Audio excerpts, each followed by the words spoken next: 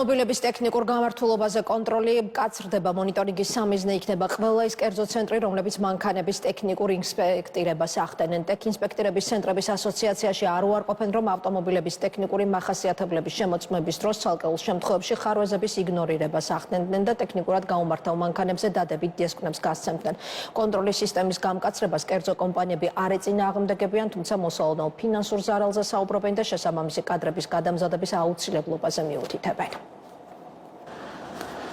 ეს თბილისში მდებარე ერთ-ერთი ცენტრია, სადაც მანქანების ტექნიკური ინსპექტირება ტარდება. რამდენიმე კვირაა ცენტრის საქმიანობას სახელმწიფო კამერების საშუალებით აკონტროლებს. მარეგულირებელი ორგანო აკვირდება, რამდენად სწორად და სტანდარტების დაცვით აფასებენ ცენტრის თანამშრომლები ავტომობილების ტექნიკურ მდგომარეობას. ვიდეო კონტროლს სახმელეთო ტრანსპორტის სააგენტო ახორციელებს. მალე კი ცენტრებში სააგენტოს თანამშრომლები გამოჩნდებიან, რომლებიც შემოწმების პროცესს ადგილზე დააკვირდებიან. მარეგულირებელ ორგანოში განმარტავენ, რომ ტექნიკური ინსპექტირების ცენტრებში სპეციალური ჯგუფები გარკვეული პერიოდულობით ივლიან. ამასთან ერთად მათი ადგილზე მისვლის საფუძველი შეიძლება გახდეს ვიდეო კამერებში დაფიქსირებული ხარვეზი ან სახმელეთო ტრანსპორტის სააგენტოში შესული შეტყობინება. იმ შემთხვევაში, თუ ავტომობილის ინსპექტირების დროს მძღოლი რაიმე სახის დარღვევას აღმოაჩენს, შეუძლია სააგენტოს მიმართოს ან ელექტრონულ მისამართზე წერილობითი შეტყობინება გაგზავნოს. სახმელეთო ტრანსპორტის სააგენტოს დირექტორის პირველი მოადგილის განცხადებით, ხარვეზის დადასტურების შემთხვევაში ინსპექტირების ცენტრის სახელზე ჯარიმა გამოიწერება. ვახტანგ გარდაფხაძის ინფორმაციით, სანქციის ოდენობა დარღვევის სიმძიმის მიხედვით 500-დან 5,000 ლარამდეა.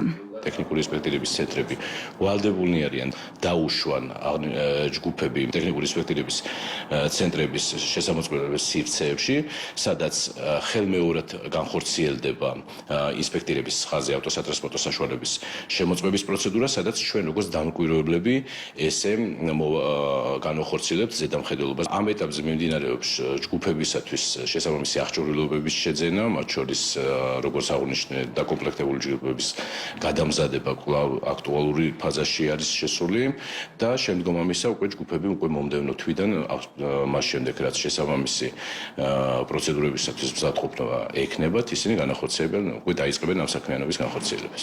საგზაო მოძრაობის შესახებ კანონში ცვლილება, რაც ტექნიკური ინსპექტირების ცენტრების მონიტორინგს ითვალისწინებს, ძალაში მიმდინარე წლის 3 იანვრიდან შევიდა. ცენტრების წარმომადგენლების ნაწილი, რომლებსაც მოამბე ესაუბრა, სიახლეს დადებითად აფასებს.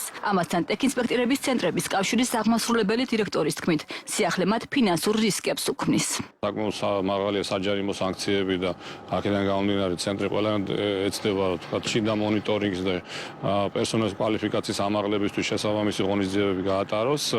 კარგად მოგეხსენებათ, რომ სახიფათო ხარვეზის აღმოჩენის შემთხვევაში ცენტრმა არ დააფიქსირა სახიფათო ხარვეზი და მონიტორინგის ჯგუფი აღმოაჩენს აღნიშნულს, ამ შემთხვევაში 5,000 ლარია. სახიფათო ხარვეზია ისეთი ხარვეზი, რომელიც დაკავშირებულია საჭის მართვის სისტემასთან, მუხრუჭებთან და ასე შემდეგ. ავტომობილების ინსპექტირების ცენტრების ასოციაციის პრეზიდენტი დავით მესხიშვილი განმარტავს, რომ იყო შემთხვევები, როდესაც ავტომობილებს ერთიანი სტანდარტით არ ამოწმებდნენ. ეს კი ზრდიდა იმის რისკს, რომ დადებითი შეფასება ენიჭებოდა ისეთ ავტომობილს, რომელიც შესაძლოა საგზაო უსაფრთხოების სტანდარტებსაც ვერ აკმაყოფილებდეს. მესხიშვილის შეფასებით, ახალი რეგულაცია ყველა ცენტრს თანაბარ პირობებს შეუქმნის.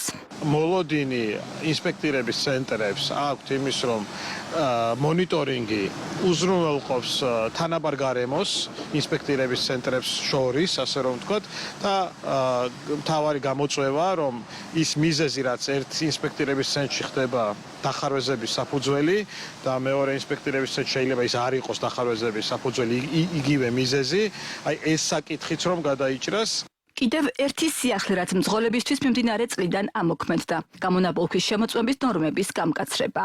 ტექ ინსპექტირების ცენტრების კავშირში აცხადებენ, რომ ბენზინის ძრავიანი ავტომობილები, რომლებიც ქვეყანაში 2020 წლის 1 აპრილამდე არიან რეგისტრირებულნი, ცევს შემცველობაზე კიდევ უფრო მკაცრი სტანდარტებით შემოწმდებიან. თუ კი აქამდე გამონაბოლქში მომწავლელი აერის ცევს შემცველობის დასაშვები ნორმა მაღალ ბრუნზე 0,5 იყო, ახლა ეს ნიშნული 0,3-მდე შემცირდა. კავშირში განმარტავენ, რომ პრაქტიკულად ეს ნიშნავს იმას, რომ კატალიზატორის არ მქონე ავტომობილი ტექნიკურ ინსპექტირებას ვეღარ გაივლის.